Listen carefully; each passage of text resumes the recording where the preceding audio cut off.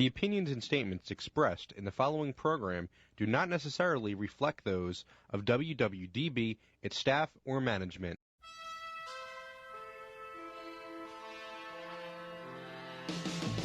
You are listening to In the Know with David O. Informative, substantive, intelligent talk radio on 860 AM WWDB. And now, your host, Philadelphia Councilman David O. Good afternoon. This is David O. Thank you for joining me for our show today. Of course, you have tuned in to WWDB 860 AM, and you are in the know with David O. Today, our show is going to focus on what is national security? That may seem like a simple question, but think about it. What actually is national security? And so today I have three outstanding guests that will bring their expertise, their experience to answer this question. But first, let me thank our show sponsor, Weinerman Pain and Wellness, the wonderful job they do in helping those who are injured return to work, return to a full, active life. And I'd like to thank all the show sponsors and advertisers. Today, I have three very special people joining me today. The first is Tim Williams, retired full bird colonel. He's a Ranger. He's a Green Beret. He has had extensive command experience. Let me give you just a little bit of his perspectives. He was the Defense Coordinating Officer for FEMA Region 3. He was the Chief of Training and the Commandant of Counterinsurgency Stability Academy for the United States Forces Iraq. He commanded the 72nd Field Artillery Brigade, and he also was the Director of Operations, Special Operations Command Central, and he was the Deputy Group Commander of 5th Special Forces Group, among other things. Ryan Peters, you may know him as a elected official, freeholder in Burlington County, but he is also a lieutenant commander in the U.S. Navy. He commands a reserve SEAL team. He was active duty SEAL, and he is here today with us to provide us his experiences. And then finally, we are joined by Charlie Forshee, who is a retired Army Lieutenant Colonel. He served in the Middle East. He commanded combat troops there as an infantry commander. And he has extensive experience in addition to his career in the United States military, also working with a number of other governments as they deal with this very issue. And so let me welcome my guests, Tim, Charlie, and Ryan. Welcome to the show. Thank you, David. Thank you. Let me start with Tim. In a sense, there is what people think about when they think about national security. We think about the military. We think about our weapons, our technology. We think about our enemies overseas and what they may do to us here in our cities and in our communities. What would you say are the basic things that we should be thinking about as American citizens when we think about our national security?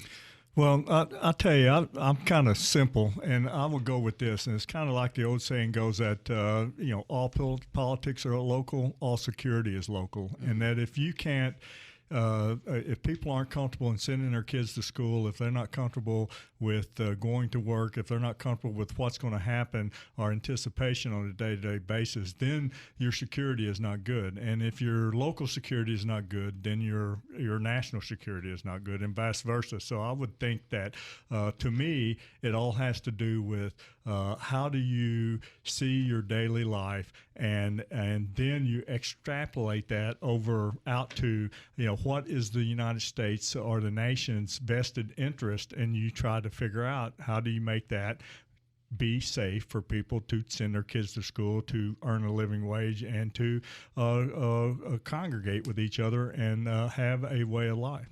So I know it's important, at least for me as a father of 4 small kids, that my kids go to school And I would hope that there would not be anyone who would kidnap them or try to hurt them. They might get bullied in school. Certainly want to keep my kids away from drugs.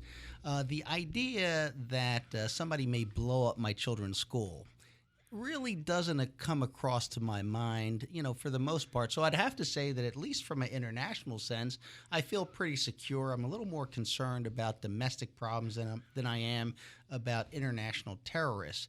So for a guy like me, should I be concerned about what's happening in North Korea, in Africa, in the Middle East? Absolutely. That has a direct bearing on how you feel about sending your kids to school. If you feel safe, you feel safe. If you don't feel safe, and I truly think that, we're seeing some things today. We just saw yet again another failed missile test in North Korea. We just saw the strike in Syria last week or a week and a half ago, and also the dropping of a large non-nuclear device in Afghanistan. And we're all wondering, are those signals to the world that the United States' security strategy is changing? And I think it is. I think it has changed over what we saw a period of time, and now we're under a new leadership. And so oftentimes, foreign policy and security strategy has in the past been kind of the bailiwick of the president, and you can tell by the president's personality that things are changing. Yeah, Charlie, let me ask you this. So I just said I feel pretty safe in my community, but that doesn't mean everyone in America feels safe. There's apparently, and when I say apparently, obviously, people who are very concerned about our national security. They feel very unsafe right now. They've expressed that in our last election. What does this changing situation mean to them, and why are there different perspectives in our country? Well, when we talk about national security, it's good to think of it not as just a military thing, because in broad strokes, we think about national security and how we provide securities through diplomatic, military, and economic strokes. Some people would add to that, aspects of the information age. But if you think about it in those three kind of big broad strokes of diplomatic, military, and economic, people today in the United States feel very unsettled, and that was very evident in the election because of their economic security. It isn't vis-a-vis whether we feel like our State Department does a good job. We feel like our jobs are imperiled. So that causes angst, and that should inform our national security.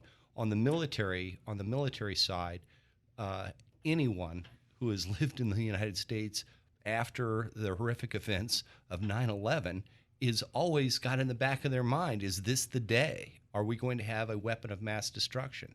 So you introduced the idea of recent developments in Korea, the idea that a person who is made a fortune out of being an irrational actor in possession of a nuclear weapon is unsettling. Does he actually present a clear and present danger to the United States? Maybe not, but he's not. Certainly we don't. The problem is that he doesn't have nuclear weapons. The problem is that he makes a study of acting irrationally. Mm-hmm. And you don't want somebody acting that way with the most dangerous weapons in the world. Right. So Ryan, let me ask you this, and I want you guys to have your own discussion, but I just want to set up a few points, I guess, as we begin to discuss this topic. So I said that, it's probably more a concern to me that my kids stay away from drugs. But at the same time, I will say that I've been bewildered, as I'm sure many people have, by the fact that social media has been able to reach so many young people and recruited them into wanting to join ISIS. And so while our troops are fighting overseas against our enemies, not only an enemy to U.S. interests overseas, but to our very kind of principles of democracy and equality.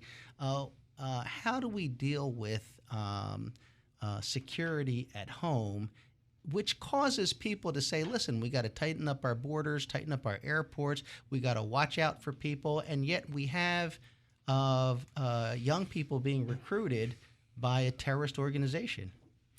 Yeah, I think that's just the sign of the times. I mean, as things move, it's social media and how we really say, okay, how do we stop our young folks from being recruited? Well, I don't know that we knew for a certain amount of time, and there's and I think to kind of go with what Charlie said was there's different aspects of this. Is you may not worry about your children going to school and getting blown up, but you should be worried about your kids going in and being exposed to drugs, and that's what. And that used to just be the egg in the frying pan. This is your brain on drugs. But now we look at it, and there is tons and tons of cocaine and heroin flowing from our southern borders, and that is then the argument is then the atypical case is we have big pharma comes in.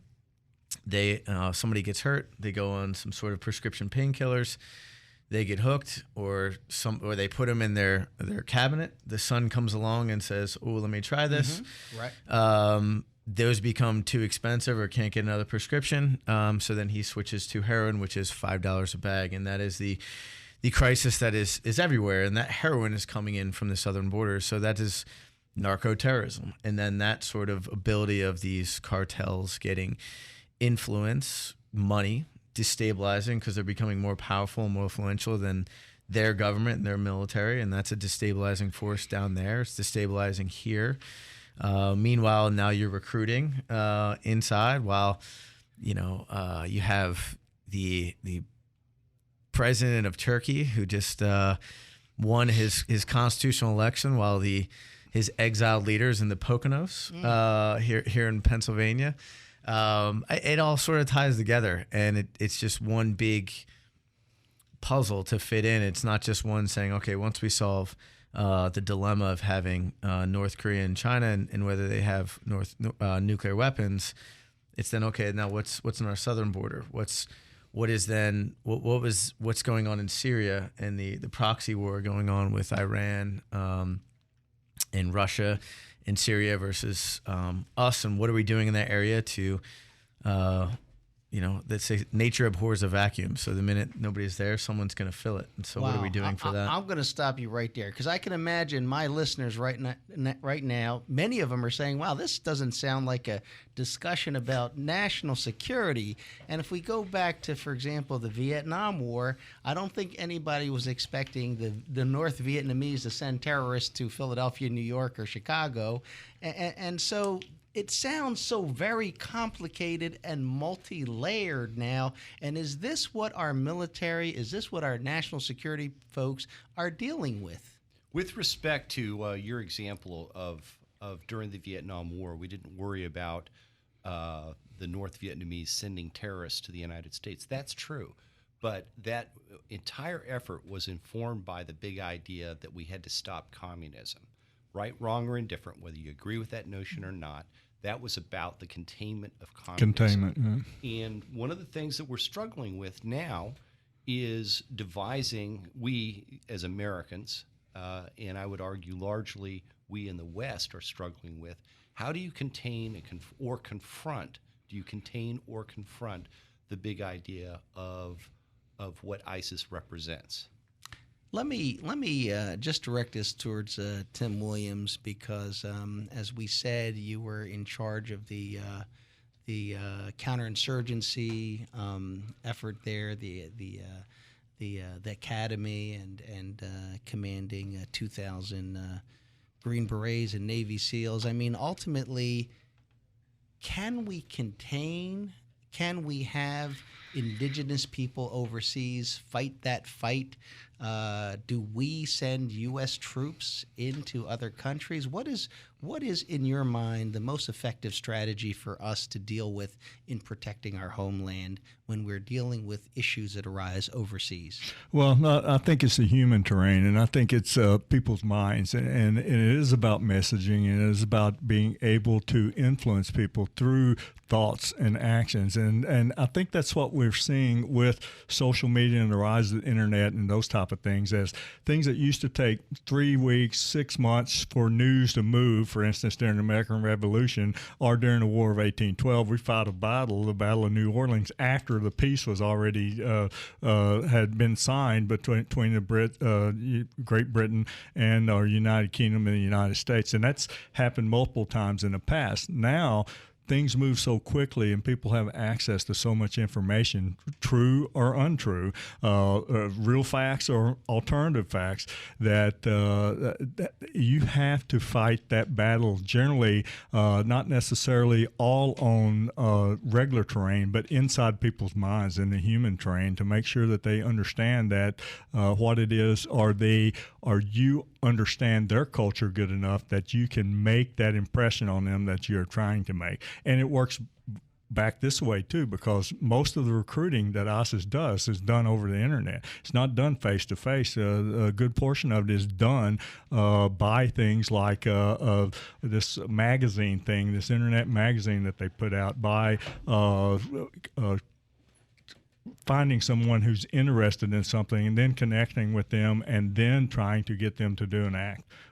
So it really is about thoughts and those type of things rather than physical actions, I think. Did you have an opportunity to do that, to win hearts and minds when you were, for example, in the Middle East, commanding elite troops, or was that something you wished you could do, but you had a different mission? Well, we had a different mission for the most part, but it is, again, it goes back to, I guess I say all security is local, that you win their hearts and minds if you can provide security and stability to them in their local lives, I think, and show them that there is benefit to their families, particularly, that is not being provided by someone else. And a lot of times, I mean, there's some things that go like, all I need to speak is, instead of foreign languages, is 556 and 762, or if you kick their rear ends, then their hearts and minds will follow. Well, I think that's a real balance of the carrot and the stick, but you have to be able to demonstrate something to them that is larger and is better than what they are undergoing at that moment. So it is about ideas, and it is about security, and it is about the future. Yeah, and I think that's the basic of counterinsurgency that we all teach and we understand is, one, security, keep the security there, and then understand the mission and how to communicate that to the populace. And so a sense of, a concrete example is, we would do direct action missions, and we go inside a target household. We'd find the high-value target, and once you had him, then you spend some time doing sensitive site exploitation. So you search the house, looking for follow-on intelligence. And in the beginning, we would sort of go through and rip everything up and looking for that one document or the cache of weapons or something they're trying to find. And we found that when we would leave, then they would have sort of their CSI counter-propaganda van roll up, and they would, put the bodies in a certain way and do certain things in the house and say, see, this is what they do. The infidels come in, they're trying to, this is about Islam, and they're trying to, they're here for our oil and to, get rid of Islam, and they have a problem with our Muslim culture. And so once we sort of understood that, I was going, okay, identify what they're doing, and then how do you counter that? Because they weren't going to come up and go face to face and say, let's have a ground war. It was an information war, and they were trying to then win the people over their way. So it was, we had locals, and we had Iraq and Afghanistan Army people that we then brought with us, who would then be the cultural experts and talk to the locals. And families would display a Quran in their main living space. Well, a bunch of American troops would come in, and we couldn't see that this was the Quran, and we would knock it over as we were searching, and people then would be walking around and step on the Quran, and they would come in, and we would do their job for them. And so these Iraq and Afghanistan soldiers would say, hey, don't touch that. This is the Quran. Everywhere around that, you're like, okay, got it. And it's, it's not what we were looking to do or looking for, but things that you do when you don't understand, sometimes really, really downgrade on the culture. And I think that's eventually how we would win the support of the people. And eventually they would come up to us and say, hey, I understand you're looking for Colonel Tim Williams, this is where to find them. And then now it makes your job easier. You're working with the populace rather than against them, and sort of the by, with, and through rather than that. So I think that's the basics of any counterinsurgency, understand the culture and taking steps to make sure that you take care of it. So we've just been listening to Lieutenant Commander Ryan Peters, and the experience that you're relaying, is that when you were leading a SEAL team? Yes. Okay, so this is before you were Lieutenant Commander. You were Lieutenant. Lieutenant, yeah. And so even for a SEAL team, you have to be sensitive to the culture and to the religion, because, as you just said, after you've left, the cameras come in and they show like they disrespect our culture, they disrespect our religion. This isn't about a terrorist. This is about disrespecting our country and our people. So information and making sure that the messaging. Why the messaging? Well, I think that's just so the average. It's almost analogous to America is. And it was said ad nauseum in this last election, is the working class people. So if you were to take that overseas and during the global war on terrorism, or even domestic, and saying, what's the messaging? Well, the messaging is, this is what we're trying to achieve. And then when you come out and say, well, they're just a basket of deplorables, well, then they go, all right, great. Now I have a name to what I want to be, and I'm going to go out and I'm going to accomplish that mission because you just think I'm a basket of deplorables. Or in, Romney is, I'm only going to represent the 51%. I don't need the 48% who are on the government subsidies, or sort of that messaging. And then you create the insurgency, and you're creating the average person who said, I don't really know, my mind isn't made up yet. And then they see evidence of some sort of, real or not, but a manifestation of what that person thinks or believes. And you go, oh, look, she just thinks we're a basket of deplorables. See, he just wants to represent the rich people. And so for us, it was, they're here for our oil and for, to get rid of Islam and to denigrate our Muslim culture. This is what the American infidels do. Now will you listen to us? And then you sort of get the average middle class, undecided independent to say, yeah, I guess the Americans are here to do that, because when I showed up, there were bodies and they were denigrated. And look, here's this Quran and it has, pig's blood on it. And this is what they're doing. And okay, I'll fight that. I will join you against them in that fight. Whereas if you just said, hey, look, this is a bad guy. This is why we're here. And we would then give them the propaganda. This is the evidence we have of why he is a high value target. This is what he's done. If there's anybody else you want to root out in your community that is bad, let us know. And that's what we're here to do. And they go, oh, now I get it. And so it's in that sense of, just like any election, it's the marketing and the brand of saying, making sure your vision is communicated, people understand it, and then you can get them on board to counter the insurgency rather than create an insurgency. Wow, that's very valuable information. And I've got a whole bunch of more questions, as I'm sure our listeners do. So stay tuned, because we'll be right back with our three experts following this commercial break.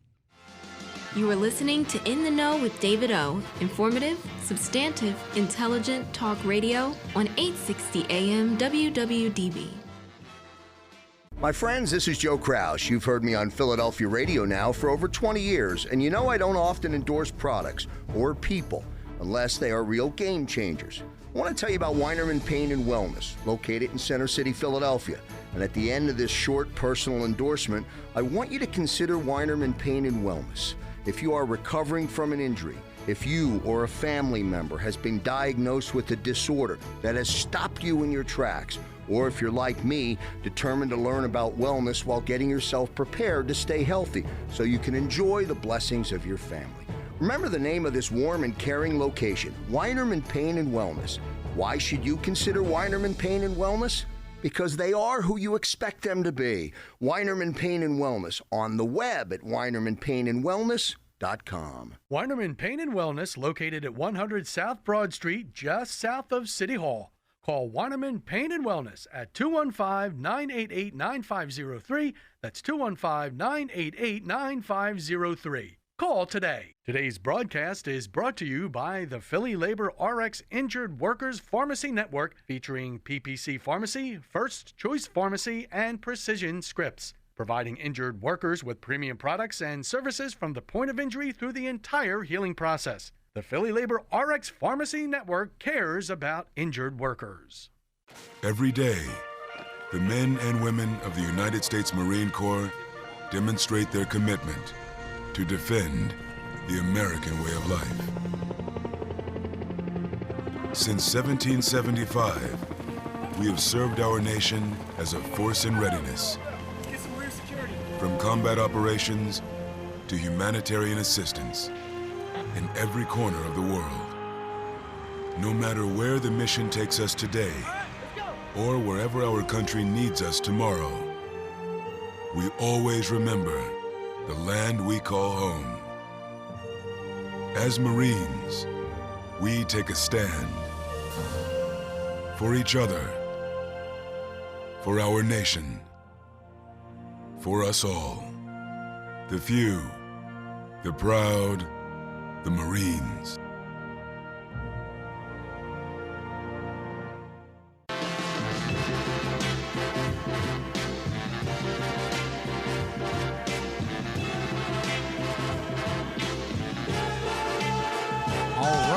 Thank you for staying tuned. I hope you were listening, because we have three very unusual people just in the level of expertise, experience that they have fighting terrorism.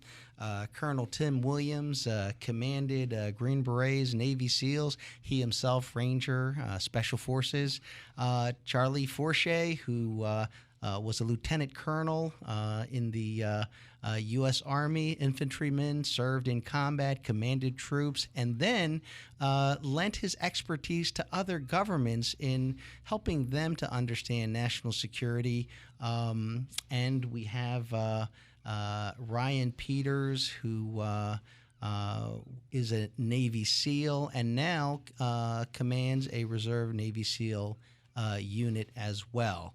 And in our discussions, there was a similarity between all three experts when they talked about basically making friends, not enemies, certainly not increasing the number of people that want to hurt the United States. And they've also centered it around values, how having the U.S. represent and provide a better quality of life, better safety, better opportunities overseas makes us safer here in the United States, even when we are dealing with the topic of terrorist recruiting from our own population. Why do some young people want to join a terrorist organization that wants to basically bomb our communities or shoot people on our campuses? And so, picking up from that topic, I'm going to ask each one of these gentlemen to just relay a personal experience that they've had in fighting terrorism, maybe something that they've done personally or that they've witnessed or come across, and what it has meant to them in terms of what they think we should know about fighting terrorism. And let me start with Charlie. Well, I have my experience in working with the state of Kuwait and in working in the Emirates and working with a couple of governments in Africa, all centered around what we're talking about here today. And my experience is that the core values of the nation, of the country that you're working with, have everything to do with how you return, how you provide security around the things like the threat of ISIS. And because their approaches were so different, I'm not going to get into 4 different cases. Right. But what I will say that in Africa, those nations were formed out of an anti-colonial movement that was Marxist in nature. It was very, very interesting to me that those armies had no problem at all working against ideas of ISIS, because the big idea that they had was that they represent the best interests of the people of the country that they represent, and that there is absolutely they were not shy about discussing political issues, and they discussed ISIS as a political problem to be defeated mostly through information and through using their Marxist traditions of every military operation that they did was attached to an informational message of this is who we are and what we represent. The United States does that absolutely. We don't have a problem. We have a core belief about ourselves that we think, oh, we're on the right side. We're the good guys. We do a very poor job of displaying that. And so for us to be discussing almost in a defensive way that we're fighting a war against Islam is nonsense. The first war I went to was Desert Storm. It was a Ba'athist government, which was atheistic, attacking attacking the state of Kuwait, which was a government with Sharia law. I went to the Balkans. We were defending Muslims against former communist groups and Serbian Orthodox Christians who were slaughtering Muslims. Move on to in the war on terrorism. We went to great pains in Afghanistan and in Iraq to respect Islam, and it was certainly not an anti-Islamic movement. Yet here we are having this discussion, even today, of this accusation that the United States is somehow fighting a war on Islam. So the big idea of how we style ourselves and how we operate, that has everything to do with how we succeed and what we do. In terms of solution, wow, that's hard. But I think it's best won economically. Mm-hmm. As I said, it was diplomatic, military, economic. You can't kill your way out of this, but right. You can show that we are in fact the city on the hill. You can show that we are better economically, and because of the freedoms that come with us, we are better than all of those groups. Bin Laden was terrified of blue jeans. He was terrified of Western culture impregnating his society. We're winning that battle, and we will continue to win that battle by being free and showing economic prosperity and being the envy of the world. Wow. That's how I think that's how you win that.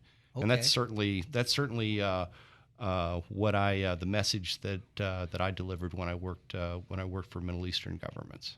All right. Well, Charlie, thank you so very much. Tim, what do you think? Well, I think that is true, that we do a poor job of actually telling our story and what it is that we're really about. And I think it is true that disenfranchisement is one of the large reasons that we have so many issues in the world today, not necessarily just from Muslims, but even in this Muslim countries, but even within our own country. Disenfranchisement is key to isolationism and the future feeling that no one gets you, no one understands you. And I think it's absolutely true that, for instance, if you are in a different country than the United States and you've been told your entire life that everything is great, your organization or your way of life is the right way, and then you see all of a sudden you have all this information that comes at you that says, look, Baywatch, the Desperate Housewives, this and that, and you're watching this stuff on your internet, on your TV, and those type of things, and you're like, hey, I want some of that. How do I get some of that? And it can't be my fault because my way of life is the right way of life. It must be their fault. And we're not very good at saying, look, it's not our fault. It is everyone's fault but you have to take some personal responsibility for that. And then your society needs to take some responsibility and the world as a whole. So it's somehow we're not too good at echeloning things and taking a bite of the elephant one piece at a time and explaining it to folks at a basic level. And we saw that. I think I saw that in Iraq. multiple times with our information operations that we would be looking for. We'd have a tip line, and we would leave things on the target and tell folks that if we had an operation or we would leave flyers behind and those type of things, and we get no tips. But we started up a show, like a call-in show and a local variety type show, and at the end of that or during that, we would talk about, hey, if you got something you want to discuss or you want to call this number, and it would be locals that would be doing that show, and the tips started just magnifying exponentially coming in based upon the fact that it was locals asking about locals, and that really started really turned us on to something that information ops wise, that you've got to you've got to understand the local culture, and you got to approach it from a local culture perspective. For instance, I'm from Arkansas, and you would not ask the same question in the same way in rural Arkansas as you would in Manhattan. I mean, you just wouldn't do it. I mean, I don't want to give an example because I might make my parents and my extended family upset, but you just wouldn't do it. I mean, it's got to be based on the local culture and the local way of doing things. Right. And so in a sense, is it true? I mean, kind of what I'm getting from that is when it's like the U.S. wants this information, no information's coming in. But when it's more like, hey, we, the local folks, need this information to benefit you, the local folks, information starts coming in. Is that true? I think it's it's to that extent. It's how you package the request for information, or the package, not the need, but the benefits of providing the information. And again, if it goes back to local security, it goes back to providing a better way of life or something tangible to the folks who are at that moment, that whatever is concerning them the most, that's what you've got to dial into, and then start with that, and then work your way to the greater freedom, Western way of life, the big, satellite dish in the sky, all that kind of stuff. You got to start with something tangible that they can really sink their teeth into, that they are struggling with every day. And for us, in the inner cities, for instance, it would be the drug epidemic, the heroin epidemic. Right. Yeah, and I had to just agree with the other two, because it sort of makes for a bad discussion when your three folks are saying, hey, with this. But I think you add to, maybe it's the consistency where it just says, look, this is what we've seen, and this is, how I think it's a problem. But, there's a tendency in the beginning to say, look, they're cutting our heads off. Like, why don't we just cut their heads off? They're doing this. What's the problem with, doing it back to them? And because that's not who we are. Right. And that's exactly, and somehow we don't complete that. Please. No. By all means. And I think that's exactly your point. And when I was young and saw that, and it was really only John McCain who would speak up, and maybe he wasn't the only one, but it was the one that struck me, because he would say, look, spending all those times as a prisoner of war, and then to say, no, that's not who we are. We shouldn't be doing it this way. You sort of just go, well, that's interesting. And then, I had two examples where, so I was in Iraq, and we go inside this, we find this high value target. We get him, we bring him back, and we had searched his house. We brought him back. He had gone through a couple days of interrogations, just standard, no waterboarding, no nothing crazy, just the general interrogations. During interrogations, he admits that he is hiding something in his house. Very valuable to us. He said, hey, if you take me back, I'll show you where it's at. So we said, okay. So we create a mission. We go back. We take him to his house. He points it out. We find it. And my job was sort of just control the guy. So what I did is what we usually do after a target is you put the guy in the restroom and you talk to him. Generally, it's interrogation when you're on a normal raid. But on this one, since we already caught him, he already gone through interrogations, it was just basically sitting there and monitor time. So through our interpreter, I just said, look, man, it was actually happened to be like 2 days before Christmas. And I'm just talking to a guy, and I'm saying, look, I have a wife at home. I have a daughter at home. I'm here. Why are you fighting me? Why are you doing these actions to do that? And he came back with the same indoctrination stuff. And to Charlie's point is the counter narrative to say, well, what about these prisoner abuses at Abu Ghraib? What about Blackwater when they just unloaded that machine gun? What about, you guys, you think you're all high and mighty, but you had, black prisons, and you have, places in Guantanamo Bay. And, you can go back and forth, and there's obviously nuances and there's things, but when you're creating a message, it's, again, I always keep going back to like political branding and messaging is you may be right and you may say this is it, but no one's going to listen for your 15-minute policy speech. They're going to go, well, look, he's going to look to you and say, this Blackwater guy opened up a machine gun in our market and killed a whole bunch of people. So you guys are here to kill us all. And you sort of start talking to me going, okay, wow, now I see the point of being true to who we are and having morality and saying, so they go, yeah, you know what? Like, I don't know. You guys are pretty bulletproof in the fact that we want to be like you, and I see it. And this is why we should have, policies in place in our government so we don't have corruption, because I kind of want to be like you guys. And the next example is many years later, I went down to Central America and I was doing counter-narcotics terrorism. And we had captured a guy who was smuggling a lot of cocaine. And let me just interrupt for our listeners. This is Ryan Peters, and again, you're on the SEAL team? Correct. Yes, okay. So I had gotten off active duty, went to a law firm here in Philadelphia, where I still am now, and I'm in the reserves. They called me back, and I did an 11th month deployment down throughout Central America, just doing counter-narcotics stuff. So we find a guy with tons and tons of cocaine on him, and kind of same scenario, sitting there talking, going like, what are you doing? Why are you doing this? And he just kind of looked back at me quizzically like, where do you think I'm going? I said, you're going to the United States, and that's why we stopped you. Like, what are you doing? He goes, well, why do you think I'm going there? I said, well, because you're trying to make money. He goes, no, it's because you guys consume it. You guys are the #1 consumers of cocaine in the world, and I can't get enough cocaine in there to satisfy you guys. So why am I doing it? How about this? You guys stop snorting it, and I'll stop bringing it in. And you sort of had one of those moments where you're just going, yeah, I mean, I guess that's one way. Supply and demand. Yeah, and if, you're trying to go back and you just look at it and go, all right, good point. And so how do you then go back to that and say, well, there's these horrible cartels, and they're shooting priests, and they're shooting this, and they're cutting people's heads off, and the Sinaloas and El Chapo and all this.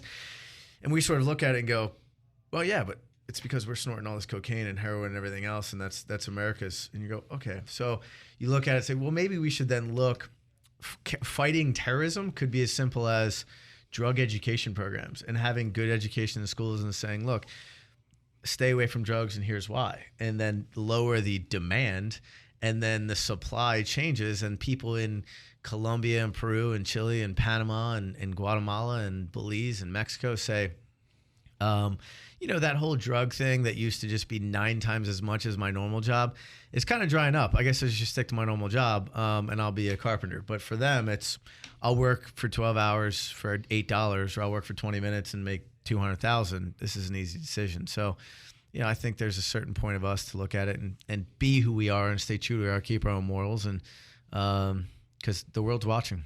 So there are bad people out there, and there are evil organizations, and they do want to hurt us for whatever reason they do, but we shouldn't encourage that. We shouldn't grow that.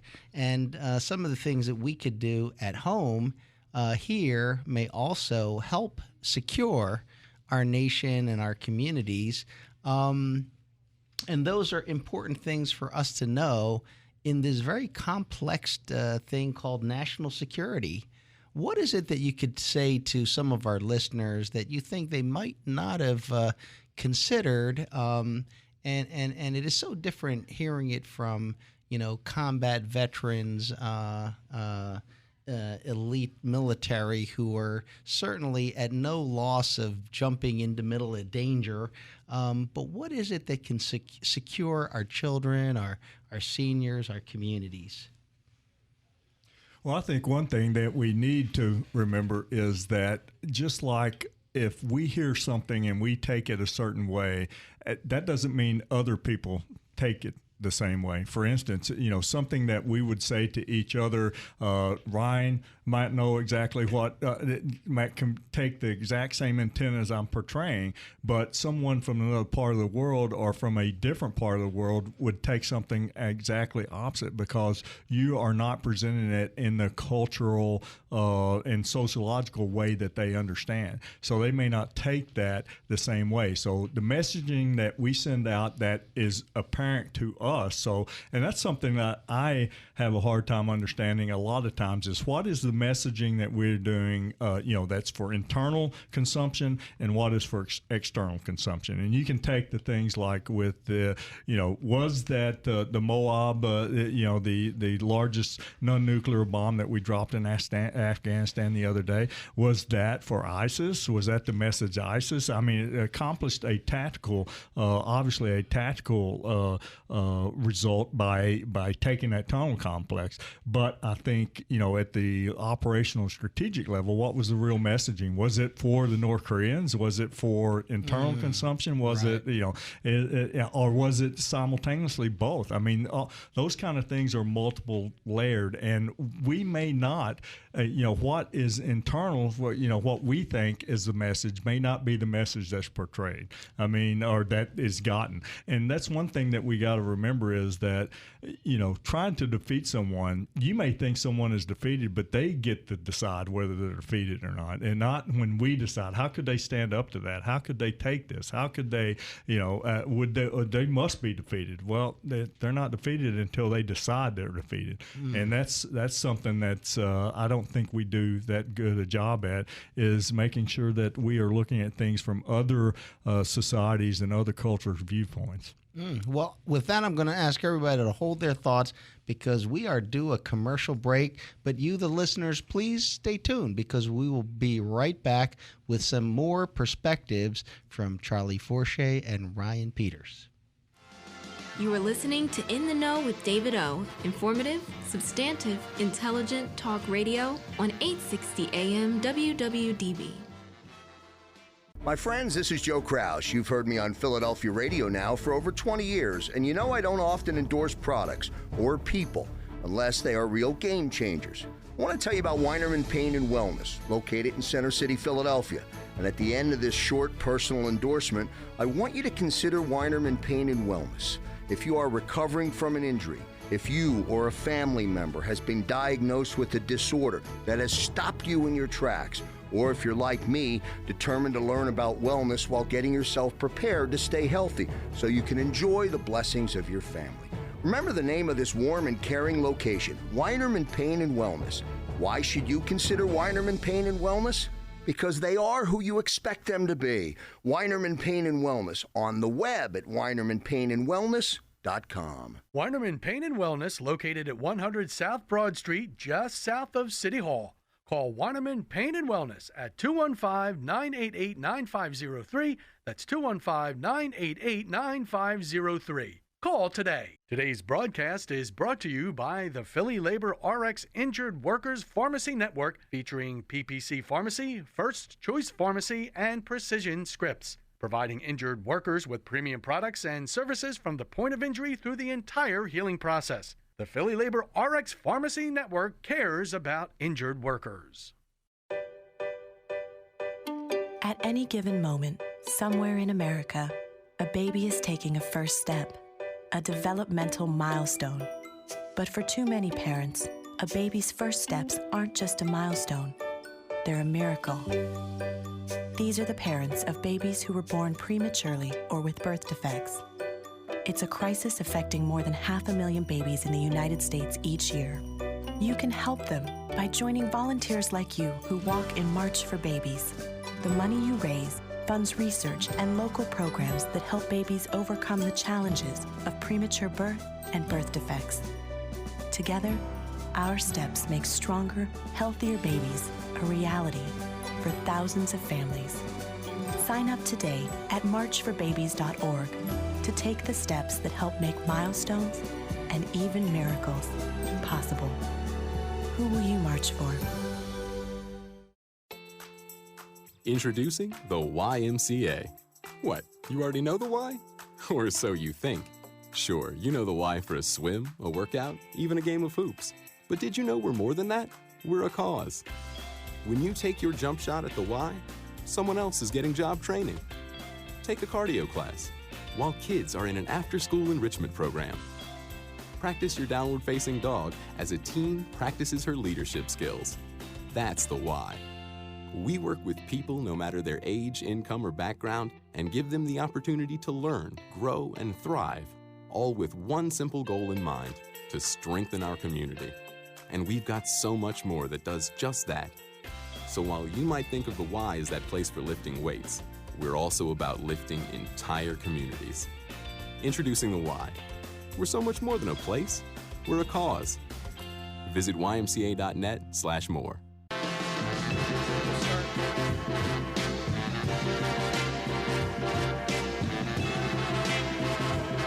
All right, and we're back. We were hearing from retired full bird Colonel Tim Williams, U.S. Army Special Forces, and really sharing his perspectives as a combat veteran.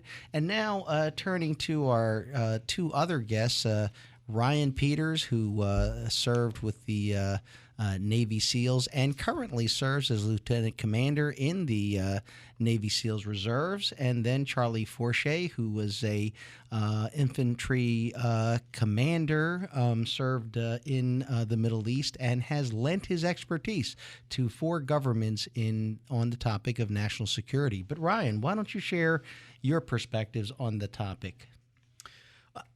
I think to state the obvious, and I think just because we haven't said it yet, is there is real evil out there.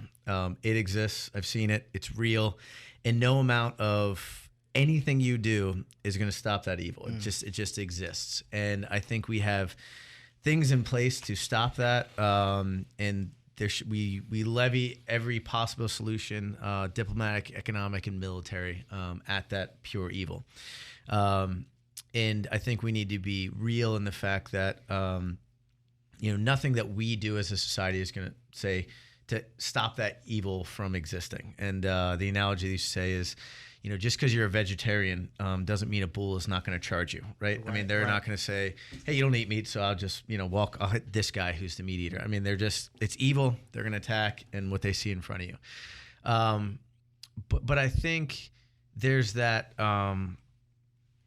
middle ground, and I'll call them like the independents, and those people where you're saying, don't win that war, win that information war, win that middle ground of, are they going to choose to go nuclear weapons? Or are they going to choose the right decision, negotiation, and stay with them? Are they going to choose to be, to go to ISIS and be recruited and to do terrorist acts, or are they going to come back and join us? And I think that's, what's the average person can do? I mean, we talked about some before, is it's all local, is, continue to create the basics in here in America to have a good education system, a good foundation that doesn't, look at the same way of, gangs exist in our poorer slums. They're not in the high class areas, and it's because they feel like they've been failed at some point. They start not nothing to do, so this is something for them to do, and that can exist throughout. Channel that to the international community, and these are people in failed states and failed communities and failed areas, and say, look, this is what I've been indoctrinated to do. They're obviously unintelligent.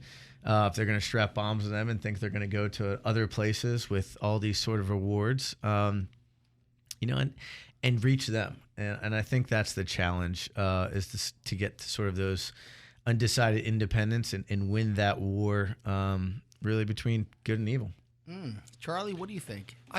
Your other question, your previous question was, yes, what can we do in America? Right. We could remain true to our values, and we can remain true to our values. And I'm not saying that one side of the polarization is right over the other, because the answer is actually to be found in whatever the moderate solution is. I don't think that either. You see a lot of disagreement about who we are and what we represent, and we tend to take that argument and turn the argument into personal attack. that doesn't suit anyone, and that actually creates a venue overseas, because people, our adversaries, hear those arguments, hear those personal attacks, and they seize upon them. They quote foreign leaders within our own country, and they say, "Well, see, this is who these people are," and they're twisting the argument. They're always twisting the argument, and they're not respecting our process. And I'm not saying we should all just always hug each other and we have to agree, because that's not the way the American politic works. There's supposed to be a robust dispute and debate and disagreement. That's the magic of America. That's how America works. But when we do those things in a divisive way, that's dangerous. Another thing that we do that is dangerous is perhaps a political commentary on my part, but I think that the American colleges are doing a poor job of representing American culture and especially Western culture. And it is no accident at all that many of the 9/11 hijackers had studied in America. They absolutely they received an education in America, and they heard things on those campuses that reinforced their prejudices and their notions that we are not good, that we are the evil malefactor for the world, and that's just not true. We have worked. We worked in the post-World War II era of anti-colonialism. We have strived to be the good guy on almost every argument you can find between anti-colonialism, anti-communism, and now fighting terrorism in the name of religion. And we do strive to do the right thing. Oftentimes we get it wrong, but we're capable of admitting when we're wrong too. So I mean, for the main part, Americans are on the right side, but we need to be true to ourselves. And I would just I would like to see people more respectful in the political debate, and that's a piece where it might work. Well, let me just kind of summarize at least some of the perspective that I've gotten from all three of you, and that is that we as a nation strive to reach our highest values of democracy, equality, and freedom for people to be who and what they can be within the order of law, within our society together. And it has made us a powerful and prosperous nation, and some people have perceived, and maybe in fact we have hurt some people, but we haven't been clear in our messaging of we're not perfect, but we strive to be better. And when we disagree within our democracy, it's because we have the freedom to disagree. We can voice our opinions. We can criticize ourselves. We can seek to be better. We can challenge ourselves, but we need to ensure that we are sensitive to other people, how we ourselves want to not hurt people but help people, and make sure that is the America that we all participate. And all three of you have put your lives on the line to defend this great country and its great values. So with that, our show is over. I thank our listeners, and please tune in next Tuesday at 1 o'clock for In the Know with David O. Thanks, David. You've been listening to In the Know with David O on 860 AM WWDB. Tune in again next Tuesday at 2 p.m. for more informative, substantive, intelligent talk radio with Philadelphia Councilman David O.